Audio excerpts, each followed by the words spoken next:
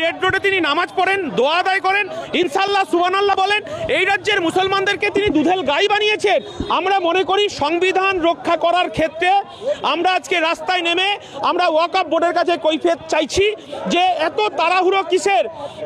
মাননীয় মুখ্যমন্ত্রী সবসময় তিনি জুডিশিয়াল ম্যাটারের কথা বলেন, আমি কোনো মন্তব্য করব না।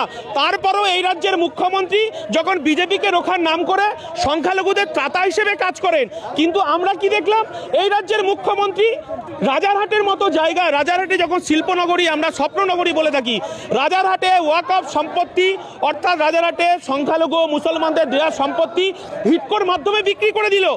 এই সাহস মমতা বন্দ্যোপাধ্যায় কোথায় পাচ্ছেন?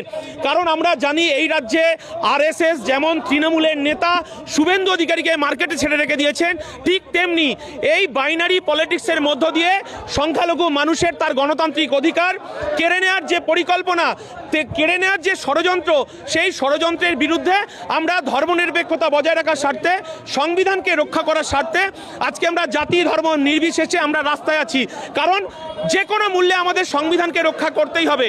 বাবা সাহেব আম্বেদকর যে সংবিধান আমাদেরকে দিয়েছে, যে অধিকার আমাদেরকে দিয়েছে, দিল্লির বিজেপি সরকার আর রাজ্যের তৃণমূল সরকার গরিব খেটে খাওয়া শ্রমজীবী আদিবাসী দলিত মতুয়া নমশূদ্র সমস্ত মানুষের তার গণতান্ত্রিক অধিকারকে হরণ করছে।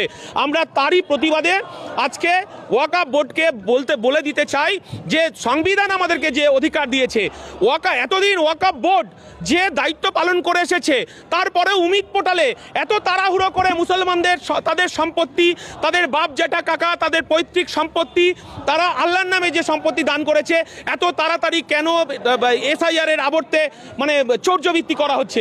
এই কৈফিয়ত আজকে আমরা ওয়াকফ বোর্ডের কাছে জানতে চাইছি। কারণ ভারতবর্ষের সংখ্যালঘু আদিবাসী মতুয়া সমস্ত জাতি ধর্মের ওপর বিজেপি এবং এই রাজ্যের তৃণমূল যে দমনপীড়ন নীতি শুরু করেছে, আমরা তার বিরুদ্ধে তার প্রতিবাদে আজকে আমরা রাস্তায় নেমে ওয়াকফ বোর্ডের কাছে আমরা কৈফিয়ত চাইতে যাচ্ছি।